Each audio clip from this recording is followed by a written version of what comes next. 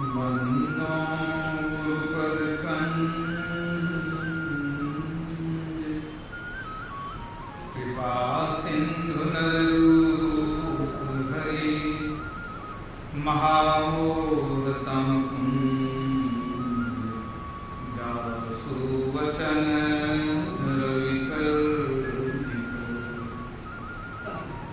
गुरु ज्ञान उपजे गुरु मिले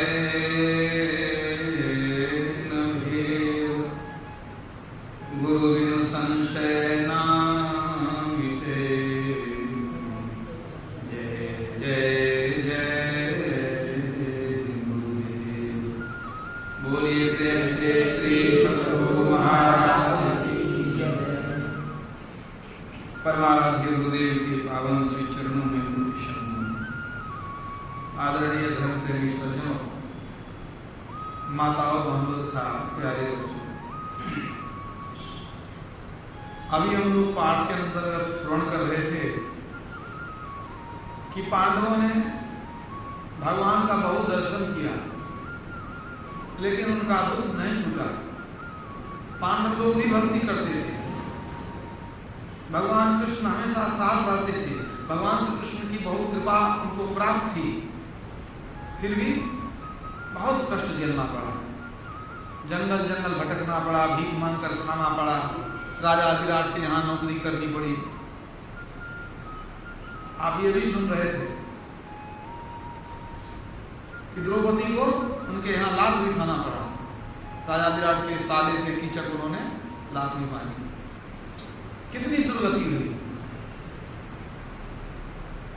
ये कौन सी भक्ति है, ये कौन सा दर्शन है कि दुख नहीं मिटता है।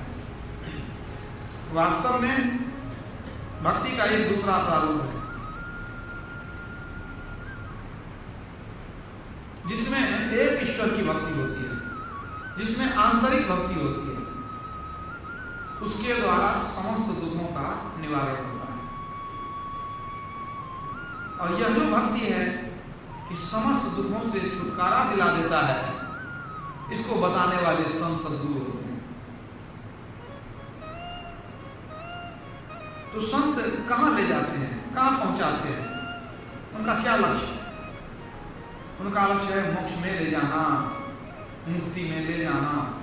तुलसीदास ने लिखा है, संत संग अपवर्ग कर कामी भव कर पंत कहीं संत कवि कोविद श्रुति पुराण सदग्रंथ। संतों का जो मार्ग है वह मोक्ष में ले जाता है। संत संग अपवर्ग कर, अपवर्ग माने मोक्ष। मोक्ष को ही मुक्ति या निर्वाण भी कहते हैं। इसका क्या मतलब होता है? मोक्ष या मुक्ति का मतलब है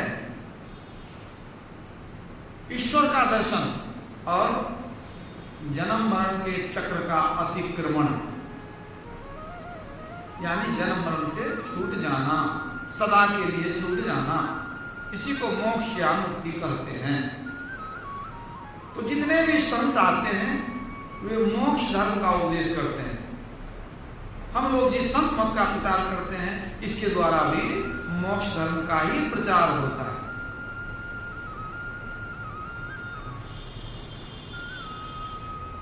तो यह जो संत मत है जिसके द्वारा मोक्ष धर्म का प्रचार होता है, इसमें प्रधान कौन सी बातें हैं?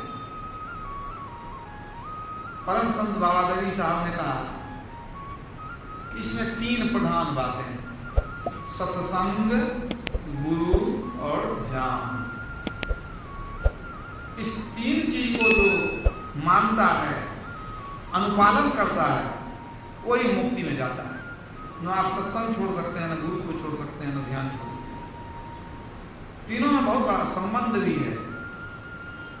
सत्संग से हमें गुरु मिलते हैं, गुरु से हमें ध्यान की क्रिया मिलती है, अध्यान से हमें निर्वाण मिलता है। इसलिए तीनों की ही आवश्यकता है, सत्संग, गुरु और ध्यान। सभी संतों ने इसी का प्रचार किया। यहां तक कि अगर आप भगवान श्री राम या कृष्ण या शिव के उपदेशों को पढ़ें, सुने, तब आपको पता चलेगा ये जो 3 बातें हैं, सत्संग, गुरु और ध्यान, इसका अनुमोदन भगवान राम ने भी किया है, भगवान कृष्ण और शिव ने भी किया है। जगह जगह उपदेश में इनकी महिमा गाई गई है, सत्संग, गुरु और ध्यान। चाहे महर्षि नहीं ब्रह्म जी महाराज हो, संत कबीर साहब हो, नानक साहब हो, यहाँ तक कि भगवान बुद्ध हो, महावीर हो, तुलसीदास जी, सूरदास जी, जो भी संत है, तीनों को नहीं छोड़ सकते। ये तीन चीज जो है मूल आधार है। इस तीनों को आप पकड़ के रखे हैं तो आप संत मत के ठीक अनुयायी हैं, और नहीं तो सिर्फ दिखावा है, आडंबर। तो अपने भारतवर्ष में संतों की बड़ी लंबी परंपरा रही है। एक से एक संत हुए हैं जिन्होंने अपने ज्ञान के आलोक से संसार को जगाया, मोक्ष के मार्ग पर लोगों को आरूढ़ किया। अगर सच्चे संत का प्रादुर्भाव कुछ दिनों तक नहीं होता है तो समाज में अंधकार छा जाता है। आडंबर, पाखंड, धर्म के नाम पर, भक्ति के नाम पर अंधभक्ति, बुराइयां जो है फैल जाती है। आदमी देखिए, ये जो बलि प्रथा है ये कहां से आ गई? जब हमारा धर्म कहता है अहिंसा परमो धर्म, धर्म हिंसा तथैव च, तो जब अहिंसा परमो धर्म है तो वो निरीह पशु की जो बलि देते हैं वो पाप हुआ कि पुण्य हुआ? आप धर्म की रक्षा के लिए किसी की हिंसा करें, देश को बचाने के लिए हिंसा करें, तो ये आवश्यक है, वार्ध हिंसा है। हिंसा के भी दो रूप हैं, अनिवार्य और वार्ध। पेट में कृमि हो जाता है, वैद्य या डॉक्टर दवाई देते हैं खाने के लिए, तो खाते हैं तो क्या होता है? पेट की कृमि मरती है कि नहीं? तो वो भी तो हिंसा हुई। लेकिन वो हिंसा हम नहीं करेंगे तो हमारी हिंसा हो जाएगी, हम ही चले जाएंगे, बड़े भाग से मनुष्य शरीर मिला वो नष्ट हो जाएगा। ये अनिवार्य हिंसा है। किसान खेती करता है, हल चलाता है तो कीड़े मकोड़े मरते हैं। अगर वो सोचेगा कि नहीं कीड़ा मकोड़ा मरेगा, खेती ही नहीं करे, बेचारा खुद मर जाएगा। मनुष्य जीवन बड़े भाग्य से मिलता है, मनुष्य जीवन को बचाना आपका धर्म है। तो जब हम किसी दुश्मन से बचने के लिए हिंसा करते हैं ये भी क्षम्य है, लेकिन निरीह मूक पशु को मार करके और उसको खा जाना, ये कितना बड़ा पाप है। एक जीव को हम जीवन नहीं दे सकते हैं लेकिन मृत्यु दे देते हैं। यदि मुर्दा को जिला सकें तो हमको मारने का हक हो भी सकता है। परमात्मा की संतान है सब। तो ये सब कुरीतियां कब फैल जाती है? यदि संतों का अवतरण नहीं हो। और जिस क्षेत्र में संत लोग नहीं जाते हैं तो आप देखेंगे विकृतियां फैलती रहती है। संत का क्या काम है? पवित्रता का प्रचार करना, सदाचार का प्रचार करना, शिक्षा, सुचाचार, शिष्टाचार, सदाचार, तीन मुख्य बातें हैं। मनुष्य के अंदर तभी मानवता आती है। तो जब संतों की लंबी परंपरा पर दृष्टिपात करते हैं तब उन्हीं में एक बहुत ही तेजस्वी कड़ी के रूप में आदि गुरु शंकराचार्य का नाम दिया, जिनको जगत गुरु की उपाधि दी गई। आदि शंकराचार्य, शंकराचार्य तो आज भी हैं, वो नाम के बहुत से शंकराचार्य हो जाते हैं, लेकिन आदि शंकराचार्य जिनका बचपन में नाम शंकर था, उनके माता पिता भगवान शंकर के उपासक थे, बेटा हुआ तो शंकर नाम रख दिया। महाज्ञानी, अद्वैतवाद के प्रचारक। अद्वैतवाद क्या है? एको ब्रह्म द्वितीयो नास्ति, ब्रह्म एक है, सत्य है, ये जीव भी उसी का अंश है। ये अद्वैतवाद है। जीव और ईश परमात्मा दोनों एक ही एक है, अद्वैत, अलग अलग नहीं है। भगवान श्री कृष्ण ने गीता में भी कहा, ममे वांशो जीव लोके जीव भूत सनातन। हे अर्जुन, इस शरीर के अंदर जो आत्मा है वो हमारा ही, मेरा ही सनातन अंश है। यही बात शंकराचार्य ने कहा है। मैं शंकराचार्य के जीवन पर थोड़ा सा आज बदलाता हूं। शंकराचार्य जी ने कहा है ब्रह्म सत्यं जगन मिथ्या जीवो ब्रह्मैव नापरः। ब्रह्म ही सत्य है, एकमात्र परमात्मा ही सत्य है और सब माया है, झूठ है।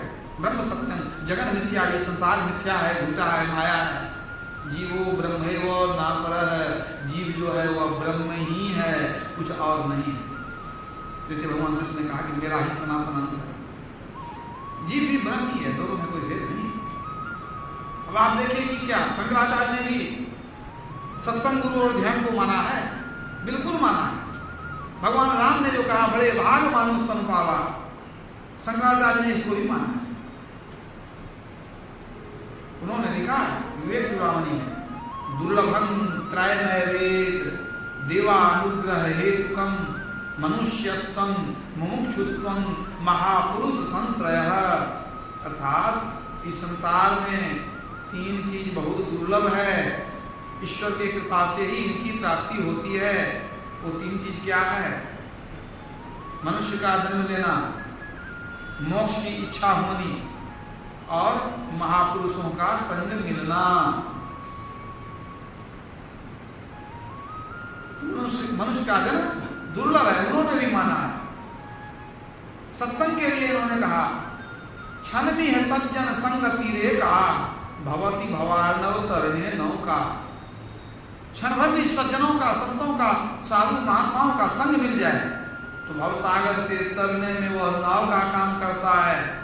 पुनः शंकराचार्य जी ने कहा सत्संगत्वे निसंगत्वं निसंगत्वे निर्मोहत्वं निर्मोहत्वे निश्चलितत्वं निश्चलितत्वे जीवन मुक्ति। सत्संगत्वे निसंगत्वं, सत्संग करते करते निसंगता आती है। निसंग मतलब आसक्ति छूटना, संग छूटना, किसी चीज के प्रति, संसार की वस्तुओं के प्रति जो आसक्ति है वो छूटती है। तो सत्संगत्वे निसंगत्वं, सत्संग करते करते आसक्ति छूटती है। निसंगत्वे निर्मोहत्वं, आसक्ति छूटने से मोह का नाश होने लगता है, वो मन अज्ञानता। निर्मोहत्वे निश्चलितत्वं, मोह के नाश होने से चंचलता समाप्त होने लगती है, मन निश्चल होने लगता है। निश्चलितत्वे जीवन मुक्ति ही, जो निश्चलता को प्राप्त कर लिया, जिसका मन बिल्कुल निश्चल हो गया, वो जीवन मुक्ति की दशा में चला जाता है। तो मुक्ति की चर्चा भी हो गई, सत्संग की चर्चा भी। सत्संग से ही आसक्ति छूटेगी, मोह का नाश होगा, चंचलता समाप्त होगी और मोक्ष में हम जाएंगे। गुरु के संबंध में उन्होंने कहा शंकराचार्य ने शरीरं स्वरूपं तथा वा कलत्रं धनं मेरु तुल्यं यशश्चारु चित्रं गुरोः पाद पद्मे मनश्चैन लग्नं ततः किं ततः किं ततः किं ततः किं। अर्थात शरीरं स्वरूपं, शरीर सुंदर हो, तथा वा कलत्रं, पत्नी भी सुंदरी हो, धनं मेरु तुल्यम, धन मेरु पर्वत के समान ऊंचा हो, अधिक हो, यशश्चारु चित्रम, चारों दिशाओं में यश फैला हुआ हो। इतना होने पर भी गुरोह पाद पद में मनश्चैन लग्नं, अगर गुरु के चरण कमल में अनुराग नहीं है, तथा किं तथा किं, क्या हुआ क्या हुआ क्या हुआ, कुछ नहीं, सब बेकार। ये जो धन सुंदरता है, यश है, ये सब कुछ बेकार हो गया। एक गुरु के चरण में अगर अनुराग नहीं है तो अभागा है वह व्यक्ति, वह मनुष्य नहीं, वह मनहूस है जो गुरु को त्याग देता है, गुरु के चरण में जिनको अनुराग नहीं है। तो शंकराचार्य जी गुरु और सत्संग की महिमा गाते थे। और जब उनकी जीवनी पढ़ेंगे तो आप पढ़ेंगे केरल उनका जन्म हुआ था, नदी किनारे बचपन में वो बालू में बैठ करके ध्यान करते, बिना कुछ जाने गुरु के संस्कार से ध्यान करते थे। बाद में गुरु से दीक्षा भी लिए, गुरु के शरण भी गए और धीरे धीरे ध्यान योग के द्वारा महाज्ञानी बन गए। आत्मा परमात्मा का दर्शन उनको हुआ, तब उन्होंने जाना जो आत्मा है वही परमात्मा है, दोनों में कोई अंतर नहीं है। उस अद्वैतवाद का वो प्रचार करने लगे। ईश्वर एक है, उसकी प्राप्ति अपने अंदर होती है, जीव जो है वह ईश्वर का ही अंश है, दोनों में कोई भेद नहीं है। इस अद्वैतवाद का प्रचार करने लगे और संसार में जो बाहरी पूजन, पाखंड, अंधविश्वास फैला था उसको वो दूर करने लगे। उस समय बौद्ध धर्म का बड़ा बोलबाला था, लेकिन बौद्ध धर्म में भी बहुत पाखंड फैल गया था। जो असली ध्यान है वो लोप हो गया था, वहां भी बहुत पाखंड था। उन्होंने बहुत प्रयास करके पाखंडियों को हटाया। ये बौद्ध धर्म का जो लोप हुआ शंकराचार्य के आविर्भाव के बाद हुआ, उनके प्रचार के कारण ही बौद्ध धर्म का लोप हुआ, क्योंकि बौद्ध धर्म शक्तिहीन हो गई। जो उसमें जो अंदर का सार तत्व था, ज्ञान और ध्यान की बातें थी, इसलिए भगवान बुद्ध ने कहा था कि ज्ञान बिना ध्यान नहीं, ध्यान बिना ज्ञान नहीं। जो ज्ञान ध्यान रखते हैं वो निर्वाण के समीप है। न असली ज्ञान बचा न असली ध्यान बचा, इसलिए निर्माण भी नहीं बचा। लोग पाखंड करने लगे। ऐसी विभत्स दशा हो गई बौद्ध धर्म की अंततः कि भगवान बुद्ध तो अहिंसा के पुजारी थे, हिंसा नहीं करना है, तो बौद्ध लोग क्या करने लगे, यहाँ था कुछ लोग सब कि पशु को मार कर नहीं खाते थे, अब मरा हुआ मिल जाए तो खा लेते थे, कि हम तो हिंसा नहीं किए हैं। ये क्या है? विकृति है।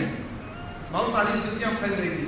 तब शंकराचार्य का प्रादुर्भाव, उन्होंने अपने ज्ञान से समाज को फिर से जागृत किया, अंधविश्वास से निकाला। बड़े बड़े विद्वानों को वो पराजित करते जाते थे और जो सच्चा ज्ञान है, ईश्वर का ज्ञान, वो देते थे। इसी क्रम में अनेक विद्वानों को परास्त करते करते मिथिलांचल में पहुंचे। मिथिलांचल में भी एक बहुत बड़े विद्वान थे उस समय। कुमारिल भट्ट एक बहुत बड़े मीमांसा दर्शन के विद्वान हुए। उन्हीं के शिष्य थे पंडित मंडन मिश्र, जो मिथिलांचल में कोसी नदी के किनारे सहरसा जिला अंतर्गत महिषी ग्राम में रहते थे। महाज्ञानी थे वो भी। उनकी पत्नी थी देवी भारती, वो भी बड़ी विदुषी, बहुत विदुषी थी वो, पति पत्नी दोनों। शंकराचार्य पहुंच गए महिषी। उन्होंने मंडन मिश्र के सामने प्रस्ताव रखा कि आप हमसे शास्त्रार्थ करेंगे। उन्होंने स्वीकार कर लिया, उनको भी ज्ञान था, स्वीकार कर लिया, हम शास्त्रार्थ करेंगे। शर्त रखा गया कि जो हार जाएगा वो दूसरे का शिष्य बन जाएगा। और भी बड़े विद्वान लोग वहां पहुंचे शास्त्रार्थ को देखने सुनने के लिए। सभा लगी, शास्त्रार्थ होने लग गया। 42 दिन तक लगातार शास्त्रार्थ चलता रहा। लेकिन शास्त्रार्थ शुरू करने के पहले एक विचार हुआ कि शास्त्रार्थ में कौन जीता कौन हारा, इसका निर्णय कौन करेगा। कोई निर्णय करने वाला होना चाहिए। जगद्गुरु शंकराचार्य ने कहा कि माँ भारती, आपकी जो अर्धांगिनी माँ भारती है वो तो साक्षात सरस्वती है, वो तो ज्ञानी है, विदुषी है, तो इन्हीं को भार दिया जाए निर्णय करने का। तो मंडन मिश्र और शंकराचार्य के बीच शास्त्रार्थ हुआ। ये कोई छिपी हुई बात नहीं है, बहुत ही प्रसिद्ध घटना है इतिहास। कहाँ हुआ? महिषी में। महिष्मती भी उनका उस गांव का नाम है। मैंने जो मुख्य नाम था महिष्मती, उसी को लोग महिषी कहने लगे। तो माँ भारती वहां पर बैठ करके सुनती थी निर्णय देने के लिए, और शास्त्रार्थ चलते रहता था। मैंने 42 दिन तक चलता रहा। अभी शास्त्रार्थ जो है समाप्त नहीं हुआ था। इसी बीच में माता भारती को कुछ काम पड़ा, तो वो उनको उठ करके जाना था। तो उन्होंने क्या किया, 2 फूल की माला ली और दोनों के गले में डाल दिया। मतलब शंकराचार्य के गले में भी और अपने पति मंडन मिश्र के दोनों को दे दिया गले में बांधने के लिए। और उन्होंने कहा कि मैं कुछ समय के लिए जाती हूँ जरूरी काम से, अब मेरा काम यही फूल की मालाएं किया करेगी। फूल की माला ही मेरा जो दायित्व है उसका निर्वहन करेगी। वो चली गई, अपना काम निपटा करके आई, तो आने के बाद बैठ गई और दोनों को देखने लग गई। शास्त्रार्थ दोनों को देखने लग गई, माला को देखने लग गई। अंत में कहा गया कि कुछ निर्णय दीजिए। अब तो निर्णय हो सकता है, अगर आपको लगे कि निर्णय देना चाहिए दीजिए। माता भारती ने कहा कि शंकराचार्य जी विजयी हो गए, हमारे पति हार चुके। ये सुन करके लोगों को बड़ा आश्चर्य लगा, और भी बड़े विद्वान लोग बैठे थे। सबने कहा कि अभी तो आप बाहर उठ के बाहर चली गई थी, जब तक थी तब तक तो कोई हारा नहीं था। आप उधर से आई हैं, कहती हैं कि जो शंकराचार्य अपने पति को ही आप जो है सो कह रही हैं कि हार गए हैं। आखिर किस आधार पर आपने कह दिया कि शंकराचार्य जी विजयी हो गए और पंडित जी जो हार गए मंडन में से? तो उन्होंने कहा कि मैं दोनों के गले में जो फूल का माला डाल करके गई थी, तो दोनों को देख करके मैंने, दोनों के माला को देख करके मैंने निर्णय लिया। कहा ये क्या निर्णय हुआ? तब वो कहती है माता भारती कि जब दो विद्वान शास्त्रार्थ करते हैं, इस तरह से गहन शास्त्रार्थ में डूबते हैं, जो हारने लगते हैं, जो अंदर से जिनको महसूस हो जाता है कि हम पराजित होने लगेंगे, तो उनको अंदर से बहुत क्रोध उत्पन्न होने लगता है। और उस क्रोध के ताप से आप देख सकते हैं मेरे पति के गले की माला मुरझा गई। उनके अंदर हार के कारण जो क्रोध उत्पन्न हुआ है, इसलिए मेरे पति के गले की माला मुरझा गई है, सूखने लगी है। लेकिन जो शंकराचार्य जी के गले में माला है वो बिल्कुल ताजी है। यह बतलाता है कि शंकराचार्य जी विजयी हो गए। वो तो विजयी घोषित हो गए। उन्होंने कहा कि ठीक है, तब तो मैं विजयी हो गया, तब आप लोग हमारा शिष्यत्व स्वीकार कीजिए। माता भारती ने कहा कि मैं इनकी अर्धांगिनी हूं, दोनों मिल करके हम एक इकाई होते हैं। आपने मेरे पति को हराया, मुझे नहीं हरा। जब आप मुझे भी हरा देंगे तब आपका विजय पूर्ण होगा। अभी आपका जो विजय है अधूरा है। आपको मुझसे भी शास्त्रार्थ करना पड़ेगा। इसके बाद माता भारती के साथ शास्त्रार्थ जो है आरंभ हो गया। अनेक तरह के विषयों पर शास्त्रार्थ हुआ। अंत में माता भारती को लगा कि अब मेरे भी हार निश्चित है, मैं जीत नहीं सकूंगा। तब उन्होंने क्या किया, कुछ अलग विषय पर चर्चा शुरू की। उन्होंने गार्हस्थ जीवन, काम शास्त्र के संबंधित प्रश्न को रखा। स्त्री पुरुष के संबंध पर जो कुछ रहस्य होता है, उस रहस्यों के संबंध में पूछ दिया। शंकराचार्य जो बाल ब्रह्मचारी थे, उनको काम शास्त्र का कोई ज्ञान नहीं, स्त्री पुरुष के संबंध का कोई ज्ञान नहीं था। तो उन्होंने कहा दिया कि इस विषय पर मैं अपना हार स्वीकार करता हूं, लेकिन हमको 1 महीने का समय दिया जाए। मैं पूरा 1 महीने में आकर के आपके इन जिज्ञासाओं का समाधान कर सकता हूं।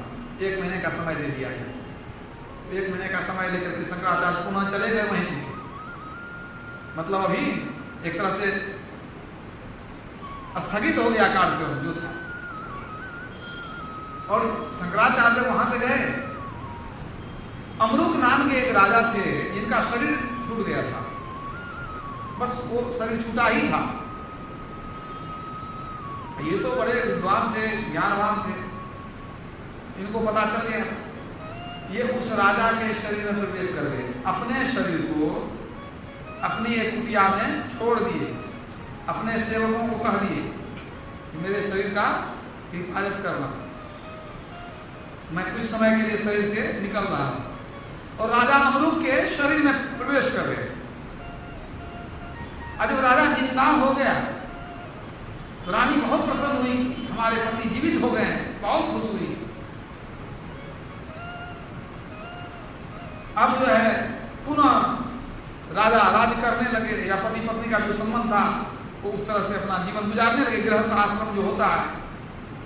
लेकिन वास्तव में वो जो राजा था वो तो आदि गुरु शंकराचार्य थे जो उनके शरीर में प्रवेश किए हुए थे। तो जब शरीर में प्रवेश किए राजा के शरीर में, तब उनको गृहस्थ धर्म के रहस्य का पता चला, काम शास्त्र के गहन रहस्यों की बात उनको पता चली। क्योंकि पत्नी तो उसको पति मान करके व्यवहार करती थी ना, तो स्वाभाविक है कि बहुत तरह की बातों का ज्ञान हो गया। लेकिन इसी बीच में कुछ ही दिन बीते थे कि रानी को शंका हो गए, हमारा पति तो जिंदा हो गया है, लेकिन इसका जो चाल ढाल है, इसका जो स्वभाव है, विचार है, यह एक जोगी की तरह लगता है। ये तो पहले जैसा था वैसा नहीं है, इसका सब कुछ बदला हुआ है। इसका मतलब है ये मेरा पति नहीं है, कोई और व्यक्ति है जो इस शरीर में प्रवेश कर गया है। लेकिन इससे भी वो दुखी नहीं हुई। कम से कम संसार की नजर में हमको पति ही है, पति हमारा जीवित है, ये हमारे लिए अच्छा ही है। रानी ने अपने सेवकों को बुलाया और आदेश दिया। वो समझ गई, रानी समझ चुकी थी कि कोई जोगी है जो अपना शरीर छोड़ करके हमारे पति के शरीर में प्रवेश कर गया है। उन्होंने आदेश दिया कि जहां भी कोई व्यक्ति मरा हुआ मिले, तुरंत उसका दाह संस्कार कर दिया जाए। खोज करके वो ये सोच रही थी कि यदि ये जोगी है, इसका शरीर समाप्त हो जाएगा तो इसको जितने दिनों का जीव को भोग है उतना दिन तक शरीर रहना पड़ेगा, तो ये हमारा पति बन करके रहेगा। लेकिन शंकराचार्य तो महाज्ञानी थे, वो क्या नहीं जानते थे। उनको पता चल गया कि रानी के मन में क्या चल रहा है। वो तुरंत जो है राजा अमरूक के काया को छोड़कर पुनः तत्क्षण अपने शरीर में प्रवेश कर गए, जीवित हो गए और फिर अपने कार्यक्रम में लग गए। राजा पुनः मर गया, उसका दाह संस्कार कर दिया गया और आदि गुरु शंकराचार्य लौट करके पुनः महर्षि आए। पुनः उन्होंने भारती माता से शास्त्रार्थ किया, जो जो उनकी जिज्ञासाएं थी उसका समाधान कर दिया।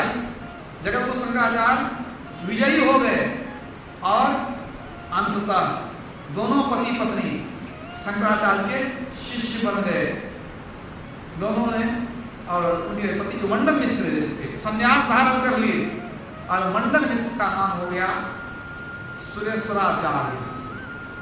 संन्यास हो गया, नाम बदल गया और शंकराचार्य जी के वो शिष्य बन गए।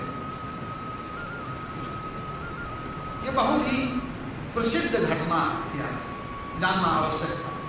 और मिथिलांचल में मेरा भी जन्म स्थान है, जहाँ की ये घटना है। दरअसल देखा जाए तो उसी क्षेत्र में मेरा भी जन्म स्थान है, बल्कि सहरसा जिला ही था जब मेरा जन्म हुआ था। बाद में वो 3 जिला हो गया, मधेपुरा सुपौल अलग हुआ, उसी जिला के वासी हुई थी। तो इस घटना से देखिए क्या क्या ज्ञान मिलता है। संतों का जीवन कितना विलक्षण होता है। वो अपने शरीर को त्याग कर दूसरे शरीर में जा सकते हैं। तो जो अपने शरीर को त्याग सकते हैं उनको मरने में क्या डर लगेगा। जीव को शरीर से जब चाहे तो निकाल लें, जब चाहे तो प्रवेश करा लें। तो उनके लिए मौत कोई भय देने वाला नहीं होता। जा मरने से जग डरे मेरे मन आनंद, कब मरियों कब पाई हों पूर्ण परमानंद। और उन्होंने अपने ज्ञान के प्रकाश से कितने लोगों को इस अद्वैतवाद के सिद्धांत पर आरूढ़ किया। एक ईश्वर का ज्ञान सबको दिया, कितना बड़ा उपकार किया। और एक चीज आपने जाना कि क्रोध कैसा होता है, कि क्रोध करने से व्यक्ति की हानि होती है, गले का माला उनका सूखने लगा। तो क्रोध जो है एक हानिकारक चीज है। तो शंकराचार्य तो इतने बड़े महाप्रतापी थे। हमारा जो ये सनातन धर्म अभी टिका हुआ है, इसमें कुछ महापुरुषों का बहुत बड़ा योगदान है। अगर प्राचीन काल की बात में तो देखिए आप वेद व्यास जी महाराज, बहुत बड़ा योगदान है सनातन धर्म को आगे बढ़ाने में, इसको बचाने में। और उसके बाद देखिए शंकराचार्य का, दयानंद सरस्वती का बहुत बड़ा योगदान है। तो इतने संतों ने अपने जीवन की आहुति दी, कष्ट उठाया, नगर नगर भ्रमण किया, खाने पीने की व्यवस्था नहीं, बहुत कष्ट को सह करके क्या किया उन्होंने? क्या धन बनाया? अगर कोई धन बनाया तो वो संत नहीं है, याद रखिएगा। धन के फेर में जो पड़ा हुआ वो कौन सा आसन? इसी सत्य ज्ञान का प्रचार किया उन्होंने। क्या? सत्संग, गुरु और ध्यान। ध्यान के द्वारा ही मोक्ष की प्राप्ति होती है, दूसरा कुछ उपाय नहीं। शंकराचार्य ने कहा ये जो भक्ति करते हो ये सब भक्ति सब बेकार है। तो भक्ति है क्या? स्वस्वरूपा अनुसंधानम भक्ति रित्ति भी धीयते। अपने स्वरूप का अनुसंधान, अपने को जानना, यही असली भक्ति है। अपने को जानना, को अहम, मैं कौन हूं, सो अहम, मैं वही हूं। कौन? जो परमात्मा है वही मैं भी हूं। अपने को जानना, अपने को जान लिए तो परमात्मा को जान लिए। वास्तव में सुन करके हम लोग जानते हैं कि हम ईश्वर के अंश हैं, ये सुन करके जानते हैं। लेकिन जब अनुभव से जानेंगे तब उसका सच्चा लाभ मिलेगा। तो शंकराचार्य जी कहते हैं अपने आप को जानो। जमाने में उसने बड़ी बात कर ली, अपने आप से जिसने मुलाकात कर ली। तो सारे संत यही कहते हैं, अपने को जानो। भगवान महावीर ने क्या कहा? आत्मानं विद्धि, आत्मा को जानो। आत्मा क्या है?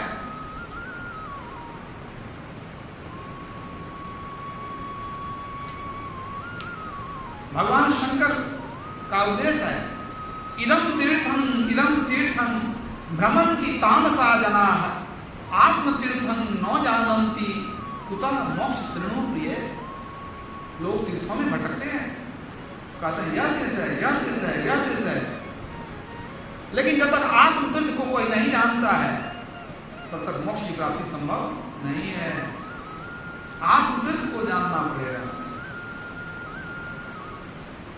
आत्म राम न जानई पूजत फिरे पाषाण कैसे हो मुक्ति न होएगी केतिक सुनो पुराण। बलुदास जी का कितना भी वेद पुराण पढ़ लो, सुन लो, अगर आत्मा राम को नहीं जाना तो मुक्ति मिलने वाली नहीं है। मोक्ष का आधार ही है आत्मज्ञान। जब लगी अपने आप का तहकीक न जाने दास मल्लू का रब को क्यों कर पहचाने। जब तक अपने आप की पहचान नहीं होगी तो मल्लूदास जी कहते हैं तब तक रब को तू कैसे पहचानेगा। इबादत है किसी नाशाद को फिर शाद कर देना। किसी दुखी जो कष्ट में है उसके कष्ट का निवारण कर देना। इबादत है किसी नाशाद को फिर शाद कर देना। इबादत है किसी बर्बाद को आबाद कर देना। यही सीखा है सागर हमने मुर्शद के कदम छूकर। खुदा से हो अगर मिलना पता खुद का लगा लेना। खुदा से अगर मिलना हो तो खुद का पता लगाना पड़ेगा कि हम हैं कौन। इसके लिए क्या करना पड़ेगा? हम हैं कहाँ, पहले ये जानिए। अंदर में, बाहर में नहीं। तो अब जब हम अंदर में, माने आत्मा कहाँ है? शरीर के अंदर। तो अपने को जानने के लिए अंदर में चलना पड़ेगा, अंदर घुसना पड़ेगा, उलटना पड़ेगा। अभी बाहर घूमते हैं, बाहर देखते हैं, उलटना पड़ेगा। कभी ने कहा उलटी पाछ लो, पैड़ो पकड़ो, पसरा मना बटोर। पसरा हुआ संसार में पसरे हुए मन को बटोर लो, उलट जाओ और अंदर का रास्ता पकड़ो। तो ये जो उलटने वाली बात है, कैसे उलटेंगे? तो सुंदरदास जी कहते हैं सदगुरु बिना नहीं पाइए यह अगम उल्टा खेल रे। ये जो उल्टा खेल है, उलटना है, तो सदगुरु बिना नहीं मिलने वाला।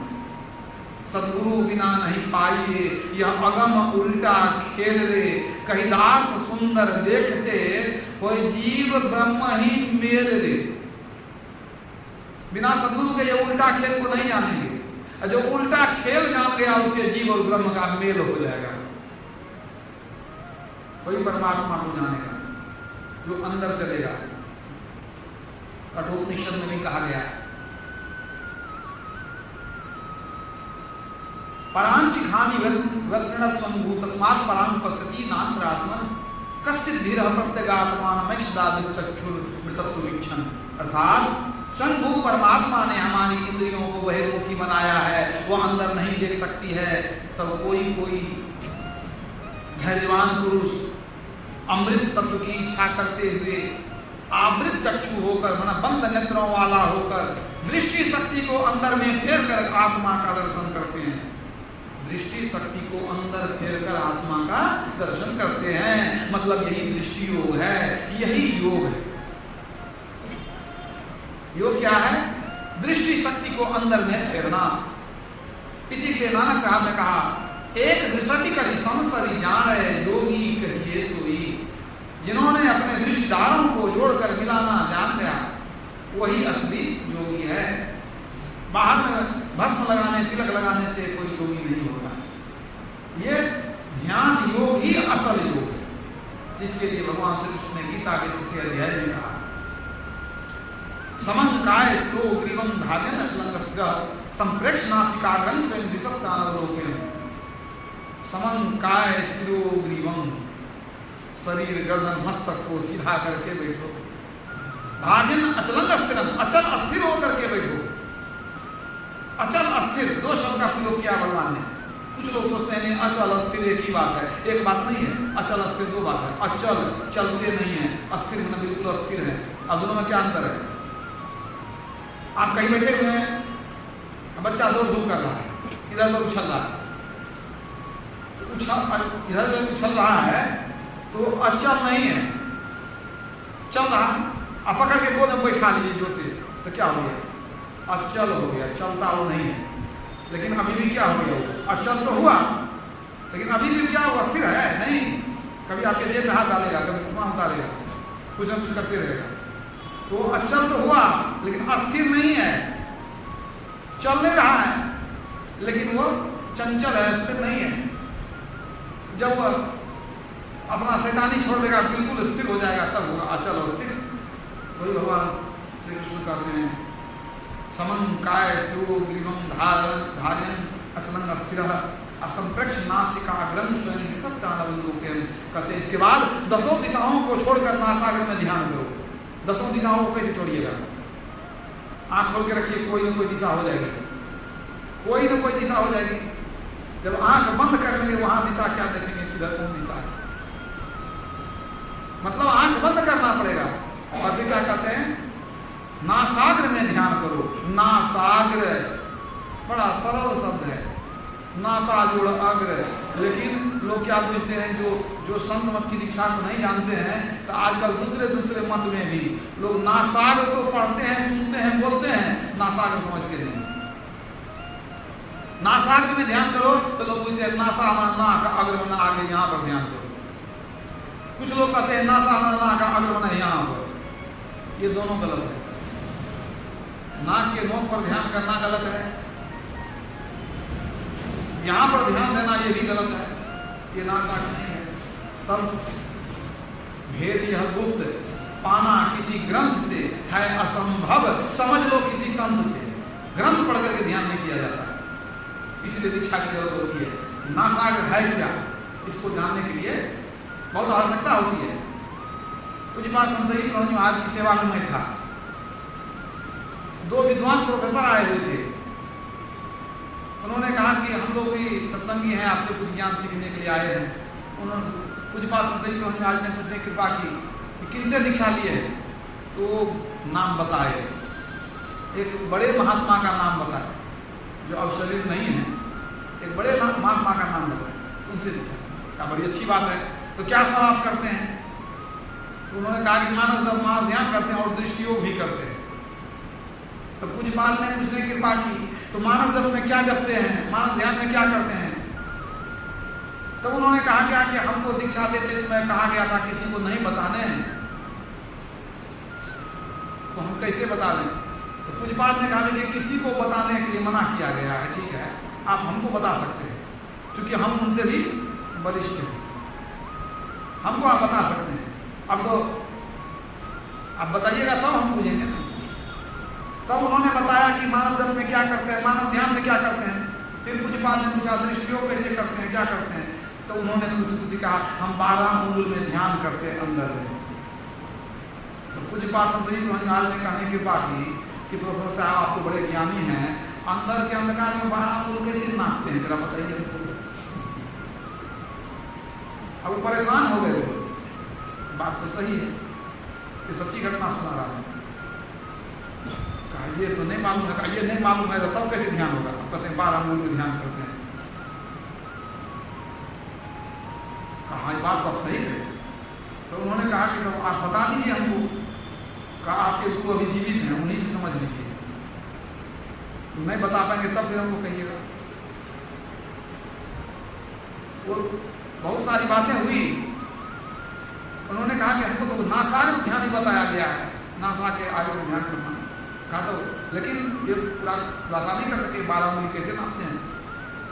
और दोनों प्रोफेसर गए पुनः, जिनसे दीक्षा लिए थे अपने दीक्षा गुरु के पास, उनसे बहुत देर बातचीत किए, उनको संतुष्टि नहीं हुई। वे दोनों आए, अब पुनः आकर के माला प्रसाद लिए उनको हम दीक्षा दिलाए। फिर से दीक्षा लेना पड़ा, 12 अंगुल का फेर हो गए। मतलब जैसे 1 रुपया को बहुत तरह से कहा जाता है। 1 रुपया को क्या कह सकते हैं, 100 पैसा कह सकते हैं, 16 आना कह सकते हैं, 2 अठन्नी 4 चवन्नी भी कहते हैं। उसी तरह से ये जो दृष्टि योग है, अनेक नाम है। बिंदु ध्यान कहते हैं इसको, दृष्टि साधन कहते हैं, अधर ध्यान कहते हैं, शून्य ध्यान कहते हैं, नासाग्र ध्यान कहते हैं, सुषमना ध्यान कहते हैं, प्रेक्षा ध्यान, विपස්සना ध्यान, सगले नसीरा। कितना नाम लीजिएगा, नाम बहुत है, चीज एक ही एक है। तब पूज्यपाद ने उनको ठीक बताया कि दृष्टि योग की साधना या बिंदु ध्यान कैसे किया जाता है। न नाक के यहाँ ध्यान होता है, न नाक के ऊपर होता है, न बिंदु का ध्यान होता है, न 12 अंगुल पर ध्यान होता है। वो दीक्षा की बात है, जो दीक्षा ली है वो ठीक से जानते हैं। तो उनको दीक्षा में बताया गया, तब वो संतुष्ट होकर के गए। इसीलिए जब तक सही गुरु न मिले, सही सीख नहीं मिले, आदमी का जीवन बर्बाद हो जाता है।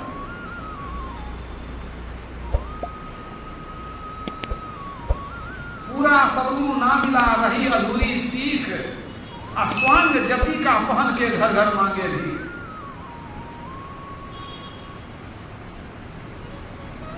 तो अगर सही रास्ता नहीं मालूम है तो भटक करके मर जाएंगे, अंदर प्रवेश होगा ही नहीं।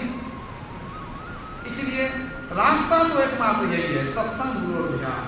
दूसरा कोई रास्ता है ही नहीं। लेकिन इसको भी किसी योगी गुरु से समझना चाहिए, ताकि रास्ता चलने में हमको बाधा उत्पन्न नहीं हो और ऐसा ना हो कि जीवन भर चले पहुंचे कहीं ना।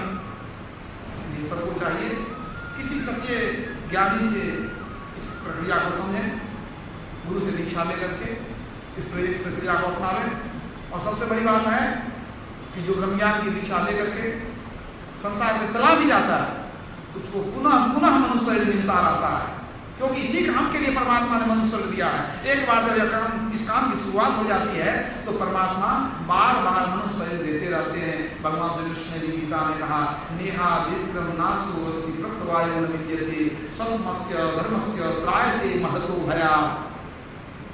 इस योग के आरंभ का नाश नहीं होता है, मतलब इसके बीज का नाश नहीं होता है, इसका उल्टा परिणाम भी नहीं होता, मतलब इससे हानि नहीं होती। इसका थोड़ा सा भी अभ्यास महाभय से बचाता है। वह महाभय क्या है? पशु पक्षी कीट पतंग के योनि में जाना। जो अपना कल्याण चाहते हैं, संतों के इस ज्ञान को अपनावें और अपना उद्धार करें। वो ये प्रेम से